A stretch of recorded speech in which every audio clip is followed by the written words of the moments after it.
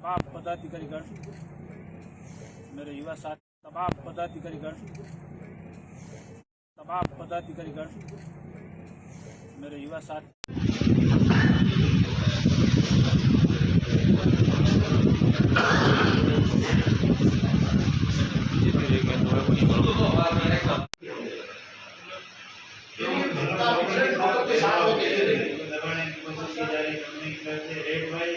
और दूसरी बात, जो लड़के काम करने के लिए जाते हैं या गाड़ी करने के लिए जाते हैं, उनसे इतना व्यवहार किया जाता है, उनको ऐसी धमका को लगा देते हैं हमारे पास कोई काम नहीं।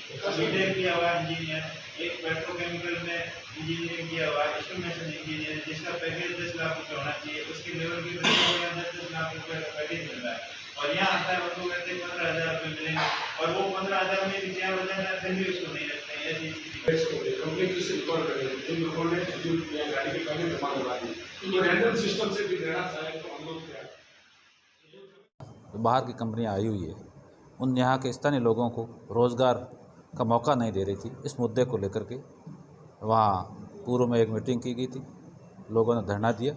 यहाँ के स्थानीय कॉन्ट्रैक्टर भी है, उनको भी बाहर की कंपनियां वहाँ काम करने का मौका नहीं दे रही, बाहर की कंपनियों को मौका दे रही है, और कीमतों में बाहर की कंपनी और लोकल कॉन्ट्रैक्ट के बीच में भी 30 से 40% का अंतर था। उस बात का आक्रोश था, और यहाँ के लोगों का, जो मजदूर है, उनका भी आक्रोश था कि हमारे को वहाँ पर रोज़गार नहीं दिया जा रहा है, लगाया नहीं जा रहा है, जबकि बाहर के लोगों को लगाया जा रहा है। हम यहाँ लोग बैठे हैं तो पहले हमारे को लगाया जाए और बाद में दूसरों को लगाया जाए। हमारे में योग्यता नहीं है, दूसरे लगते तो हमारे कोई तकलीफ नहीं है, लेकिन हमारे योग्य व्यक्ति है उनको लगाया जाए। इस बात पर मैं पहले भी गया था एडीएम साहब के और बीच में, और कंपनी और जो बाहर की कंपनियां एसपीसीएल के अलावा भी काम कर रही है, उनके साथ में सौहार्दपूर्ण मीटिंग हुई थी। उसमें तय हुआ था इस सब के आपकी बात को सुना जाएगा, एक काउंटर बनाया जाएगा, बात को सुना जाएगा, लोगों को रोज़गार जो योग्य है उनको लगाया जाएगा। उसके उपरांत उन लोगों ने पूर्व की घटना बता करके देशभाव से एक प्रकरण दर्ज कराते हैं अज्ञात लोगों के खिलाफ। उनका मंशा हम लोगों को ये लगी, मजदूरों को और कॉन्ट्रैक्टरों को लगी कि पूर्वाग्रह ग्रसित होकर के जो उनकी आवाज़ मजदूर, किसान और कॉन्ट्रैक्टरों की, जो छोटे छोटे कॉन्ट्रैक्टर हैं, उनकी आवाज़ उठाने वालों को दबाया जाए। इस कारण से पुनः कल इन लोगों ने यूनियन बनी हुई है, वहाँ आह्वान किया, मेरे को भी बुलाया और मैं भी गया, और उन लोगों को मेरे द्वारा समझाइश की गई कि मैं आप लोगों की बात को आपके साथ में हूँ। यदि ऐसा कोई अन्याय होता तो सबसे पहले मैं हूँ, यदि कोई गिरफ्तार किया जाता तो मैं सबसे आपके आगे रहूँगा, लेकिन आप, ये राष्ट्र की धरोहर है रिफाइनरी, अशोक जी का भी सपना है, इसको समय पे पूर्ण हो, आप उनमें मदद करो, इसमें रोकाओ नहीं। तो उन लोगों ने बात को माना, और कलेक्टर साहब ने कहा कि कल आपके साथ में बैठ के वार्ता करेंगे। तो आज उसी मुद्दे को लेकर के वार्ता हुई और सौहार्दपूर्ण रूप से बात हुई। कलेक्टर साहब ने कहा 7 दिन के बाद में आपकी बात को सभी कंपनियों के एचपीसीएल के अधिकारियों को बुला करके बैठ के पुनः बात की जाएगी, और आपके देशपूर्ण भावना के आप लोगों के ऊपर कोई कार्रवाई नहीं।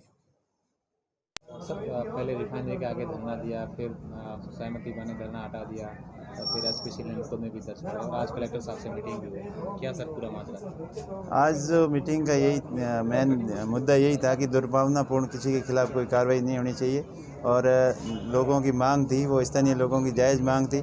स्थानीय लोगों को रोज़गार योग्यता के अनुसार, जैसे यहाँ केन कंपनी आई थी, उस हिसाब से पेट्रोकेमिकल में, इंजीनियरिंग में, एस्टिमेशन इंजीनियरिंग में, जो पेट्रोकेमिकल अब से संबंधित डिग्रियां थी, बच्चों ने बहुत अच्छे अच्छे कॉलेज में पढ़ाई करके डिग्रियां लाए हुए हैं, लेकिन उन किसी को वो कंपनी के अंदर लगाते नहीं है, वहाँ जाते ही उनको भगा देते हैं। आपको पास में एक्सपीरियंस नहीं है।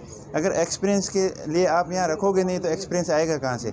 मेन मुद्दा वो था। उसके अलावा जैसे पढ़े लिखे हैं, सुपरवाइजर पद पे हो, स्टोर कीपर के पद पे हो, मतलब ऑफिस के अंदर ऑफिस असिस्टेंट है, इंजीनियरिंग है, उस लेवल के बच्चों को, यहाँ के स्थानीय लोगों को अगर नहीं रखोगे रोज़गार पे, तभी जाके ये स्थिति पैदा हुई। दूसरी मेन बात थी गाड़ियों की।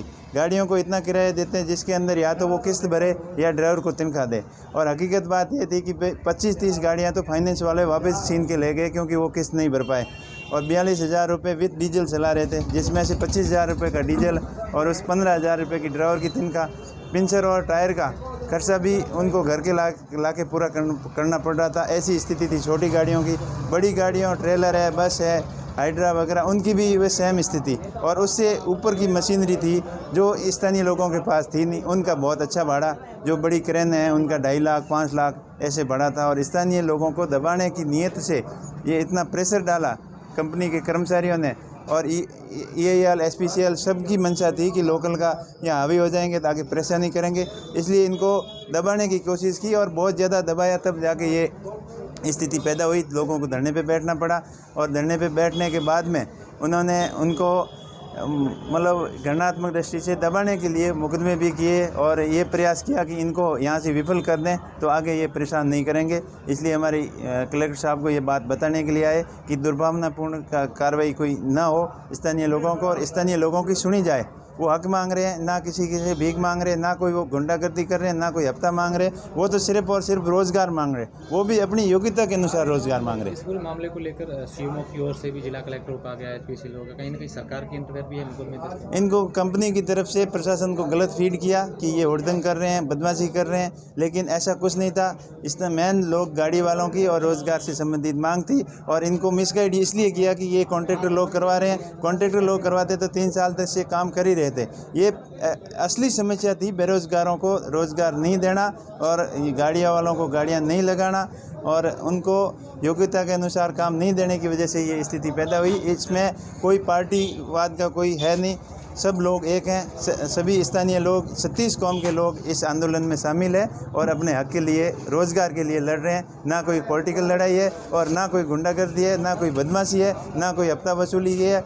ऐसा बिल्कुल प्रशासन, कंपनी वाले मिसगाइड करके CMO को ऐसे रिपोर्ट भेज रहे हैं, बल्कि CMO ही हेल्प करने। जैसे अपने बाड़मेर के अंदर रिफाइनरी लगी है तो लोग, बाड़मेर के लोग यहाँ आके काम मांगेंगे, वो कोई गुजरात जामनगर जाके या बाहर जाके उनकी बठिंडा रिफाइनरी में जाके नहीं मांगेंगे। तो उम्मीद है लोगों को, वो प्रशासन से भी सकारात्मक सहयोग की उम्मीद है और आगे आशा करते हैं कि फ्यूचर में स्थानीय लोगों की बात सुनी जाए और ऐसा फ्यूचर में दोबारा मौका नहीं आए कि हड़ताल करनी पड़े। सबकी लोग सुने और सबको रोज़गार मिले।